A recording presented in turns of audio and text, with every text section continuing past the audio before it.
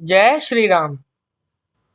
पुरुषोत्तम मास के प्रथम पक्ष की कमला एकादशी का महात्म्य। आओ हम सभी मिलकर एक दो बार भगवान श्री कृष्ण का ध्यान करें। मिलकर सभी ने कहना है कि श्री कृष्ण गोविंद हरे मुरारे, हे नाथ नारायण वासुदेवा। श्री कृष्ण गोविंद हरे मुरारे, हे नाथ नारायण वासुदेवा। बोलो वासुदेव भगवान की जय। तो पुरुषोत्तम मास प्रथम पक्ष की कमला एकादशी का महात्म्य। युधिष्ठिर ने पूछा, भगवान अब मैं श्री विष्णु के व्रतों में उत्तम व्रत का, जो सब पापों को हर लेने वाला तथा व्रती मनुष्यों को मनवांछित फल देने वाला हो, श्रवण करना चाहता हूँ। जनार्दन, पुरुषोत्तम मास की एकादशी की कथा कहिए। उसका क्या फल है और उसमें किस देवता का पूजन किया जाता है? प्रभो, किस दान का क्या पुण्य है? मनुष्यों को क्या करना चाहिए? उस समय कैसे स्नान किया जाता है? किस मंत्र का जाप होता है? कैसी पूजन विधि बताई गई है? पुरुषोत्तम मास में किस अन्न का भोजन उत्तम है? भगवान श्री कृष्ण बोले, राजेंद्र, अधिक मास आने पर जो एकादशी होती है वह कमला नाम से प्रसिद्ध है। वह तिथियों में उत्तम तिथि है। उसके व्रत के प्रभाव से लक्ष्मी अनुकूल होती है। उस दिन ब्राह्म मुहूर्त में उठकर भगवान पुरुषोत्तम का स्मरण करें और विधि पूर्वक स्नान करके व्रती पुरुष व्रत का नियम ग्रहण करें। घर पर जप करने का 1 गुना, नदी के तट पर 2 गुना, गौशाला में 1,000 गुना, अग्निहोत्र गृह में 1,100 गुना, शिव के क्षेत्रों में, तीर्थों में, देवताओं के निकट तथा तुलसी के समीप 1,00,000 गुना और भगवान विष्णु के निकट अनंत गुना फल होता है। अवंतीपुरी में शिव शर्मा नामक एक श्रेष्ठ ब्राह्मण रहते थे। उनके 5 पुत्र थे। इनमें जो सबसे छोटा था वह पापाचारी हो गया। इसीलिए पिता तथा स्वजनों ने उसे त्याग दिया।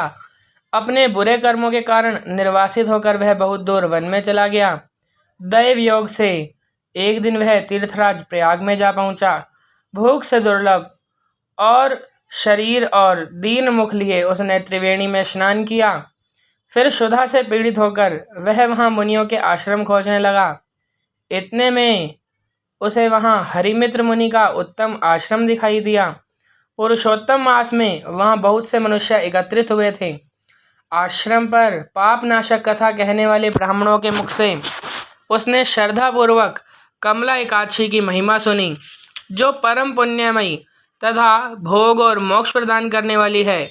जय शर्मा ने विधि पूर्वक कमला एकादशी की कथा सुनकर उन सबके साथ मुनि के आश्रम पर ही व्रत किया। जब आधी रात हुई तो भगवती लक्ष्मी उसके पास आकर बोली, ब्राह्मण, इस समय कमला एकादशी के व्रत के प्रभाव से मैं तुम पर बहुत प्रसन्न हूँ और देवाधिदेव श्री हरि की आज्ञा पाकर वैकुंठ धाम से आई हूँ। मैं तुम्हें वर दूंगी। ब्राह्मण बोला, माता लक्ष्मी, यदि आप मुझ पर प्रसन्न हैं तो वह व्रत बताइए जिसकी कथा वार्ता में साधु ब्राह्मण सदा संलग्न रहते हैं। लक्ष्मी ने कहा, ब्राह्मण, एकादशी व्रत का महात्म्य श्रोताओं के सुनने योग्य सर्वोत्तम विषय है। यह पवित्र वस्तुओं में सबसे उत्तम है। इससे दुह स्वप्न का नाश तथा पुण्य की प्राप्ति होती है। अतः इसका यत्नपूर्वक श्रवण करना चाहिए। उत्तम पुरुष श्रद्धा से युक्त हो 1 या आधे श्लोक का पाठ करने से भी करोड़ों महापातकों से तत्काल मुक्त हो जाता है। जैसे मासों में पुरुषोत्तम मास, पक्षियों में गरुड़ तथा नदियों में गंगा श्रेष्ठ है, उसी प्रकार तिथियों में द्वादशी तिथि उत्तम है। समस्त देवता आज भी एकादशी व्रत के ही लोभ से भारतवर्ष में जन्म लेने की इच्छा रखते हैं। देवगण सदा ही रोग शोक से रहित भगवान नारायण का पूजन करते हैं। जो लोग मेरे प्रभु भगवान नारायण के नाम का सदा भक्तिपूर्वक जप करते हैं, उनकी ब्रह्मा आदि देवता सर्वदा पूजा करते हैं। जो लोग श्री हरि के नाम जप में संलग्न हैं, उनकी लीला कथाओं के कीर्तन में तत्पर हैं तथा निरंतर श्री हरि की पूजा में ही प्रवृत्त रहते हैं, वे मनुष्य कलयुग में कृतार्थ हैं। यदि दिन में एकादशी और द्वादशी हो तथा रात्रि बीतते बीतते त्रयोदशी आ जाए तो उस त्रयोदशी के पारण में 100 यज्ञों का फल प्राप्त होता है। व्रत करने वाला पुरुष चक्र सुदर्शनधारी देवादिदेव श्री विष्णु के समक्ष निमांकित मंत्र का उच्चारण करके भक्ति भाव से संतुष्ट चित्त होकर उपवास करे। वह मंत्र इस प्रकार से है कि हे कमल नयन भगवान अच्युत, मैं एकादशी को निराहार रहकर दूसरे दिन भोजन करूँगा, आप मुझे शरण प्रदान करें। इस प्रकार से प्रार्थना करनी चाहिए। तत्पश्चात व्रत करने वाला मनुष्य मन और इंद्रियों को वश में करके गीत, वाद्य, नृत्य और पुराण पाठ आदि के द्वारा रात्रि में भगवान के समक्ष जागरण करें। फिर द्वादशी के दिन उठकर स्नान के पश्चात जितेंद्रिय भाव से विधि पूर्वक श्री विष्णु की पूजा करें। एकादशी को पंचामृत से जनार्दन को नहलाकर द्वादशी को केवल दूध में स्नान कराने से श्री हरि का सायुज्य प्राप्त होता है। पूजा करके भगवान से इस प्रकार प्रार्थना करें कि हे केशव, मैं अज्ञान रूपी रतौंधी से अंधा हो गया हूँ, आप इस व्रत से प्रसन्न हों और प्रसन्न होकर मुझे ज्ञान दृष्टि प्रदान करें। इस प्रकार देवताओं के स्वामी देवादिदेव भगवान गदाधर से निवेदन करके भक्ति पूर्वक ब्राह्मणों को भोजन कराए तथा उन्हें दक्षिणा दे।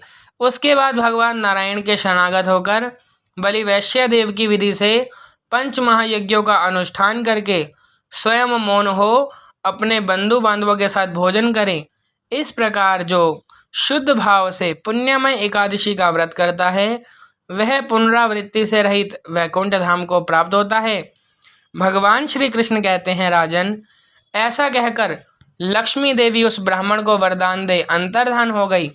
फिर वह ब्राह्मण भी धनी होकर पिता के घर पर आ गया। इस प्रकार जो कमला का उत्तम व्रत करता है तथा एकादशी के दिन इसका महात्म्य सुनता है वह सब पापों से मुक्त हो जाता है। युधिष्ठिर बोले, जनार्दन, पाप का नाश और पुण्य का दान करने वाली एकादशी के महात्म्य का पुनः वर्णन कीजिए, जिसे इस लोक में करके मनुष्य परम पद को प्राप्त होता है। भगवान श्री कृष्ण ने कहा, राजन, शुक्ल या कृष्ण पक्ष में जब ही एकादशी प्राप्त हो उसका परित्याग ना करें, क्योंकि वह मोक्ष रूप सुख को बढ़ाने वाली है। कलयुग में तो एकादशी ही भवबंधन से मुक्त करने वाली, संपूर्ण मनोवांछित कामनाओं को देने वाली तथा पापों का नाश करने वाली है। एकादशी रविवार को किसी मंगलमय पर्व के समय अथवा संक्रांति के ही दिन क्यों ना हो, सदा ही उसका व्रत करना चाहिए। भगवान विष्णु के प्रिय भक्तों को एकादशी का त्याग कभी नहीं करना चाहिए। जो शास्त्रोक्त विधि से इस लोक में एकादशी का व्रत करते हैं वे जीवन मुक्त देखे जाते हैं, इसमें तनिक भी संदेह नहीं है। युधिष्ठिर ने पूछा, श्री कृष्ण, वे जीवन मुक्त कैसे हैं तथा विष्णु रूप कैसे होते हैं? मुझे इस विषय को जानने के लिए बड़ी उत्सुकता हो रही है। भगवान श्री कृष्ण बोले, राजन, जो कलयुग में भक्ति पूर्वक शास्त्रीय विधि के अनुसार निर्जल रहकर एकादशी का उत्तम व्रत करते हैं वे विष्णु रूप तथा जीवन मुक्त क्यों नहीं हो सकते हैं? एकादशी व्रत के समान सब पापों को हरने वाला तथा मनुष्यों की समस्त कामनाओं को पूर्ण करने वाला पवित्र व्रत दूसरा कोई नहीं है। दशमी को एक बार भोजन, एकादशी को निर्जल व्रत तथा द्वादशी को पारण करके मनुष्य श्री विष्णु के समान हो जाते हैं। इस प्रकार पुरुषोत्तम मास के प्रथम पक्ष की एकादशी का महात्म्य संपूर्ण हुआ। बोलो बांके बिहारी लाल की जय। तो जो आपने एकादशी सुनी है यह गीता प्रेस गोरखपुर की पुस्तक में से की गई मूल कथा है। आप सभी का बहुत बहुत धन्यवाद। आप सभी व्रत अवश्य